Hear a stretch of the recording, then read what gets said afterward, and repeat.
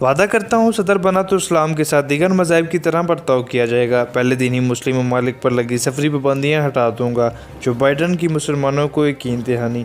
Democratic party کے 5 سے عوام مسلمان امیدواروں نے وسکونسن، فلوریڈا اور ڈیلاویئر کے قانون ساز ایوان کا انتخاب جیت کر امریکہ میں ایک نئی تاریخ رقم کر دی ہے۔ ان میں 3 مسلم خواتین بھی شامل ہیں۔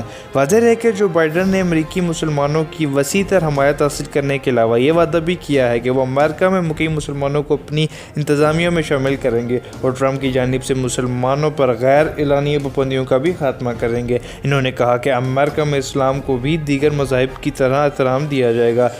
جو بائیڈن نے مسلم امریکیوں کے ایک گروپ سے بات کرتے ہوئے کہا کہ اگر وہ اگلے امریکی صدر منتخب ہوئے تو وہ اسلام کے ساتھ ایسا ہی برتاؤ کریں گے جیسا یہاں دیگر مذاہب کے ساتھ کیا جاتا ہے اور میں اس پر قائم رہوں گا۔ امریکی مسلمانوں کو ہر شعبے میں شامل کرنے کا بھی وعدہ کیا۔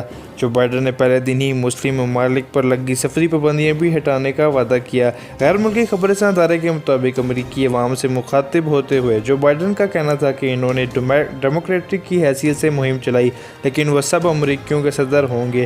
انہوں نے کہا کہ امریکی عوام انتخابی مہم کی تلخ خیالاتوں کو بھلا دیں۔ آگے بڑھنے کے لیے ہمیں مخالف سوچ رکھنے والوں سے دشمنوں جیسا برتاؤ روکنا ہوگا۔ جو بائیڈن نے کہا کہ سینیٹر ہیرس اور میں انتخابات میں سب سے زیادہ ووٹ لینے کی تاریخ رقم کر رہے ہیں۔ ہم نے صدر اور نائب صدر کے لیے 7 کروڑ سے زائد ووٹ حاصل کیے ہیں۔ ہمیں اپنی انتخابی مہم پر فخر ہے۔ ماضی میں صرف 3 انتخابات میں اس وقت کے صدر کو شکست دی گئی۔ جب انتخابی نتائج کا معاملہ ختم ہوگا تو خدا نے چاہا تو ایسا کرنے والے ہم چوتھے ہوں گے اور یہ بہت بڑی کامیابی ہوگی۔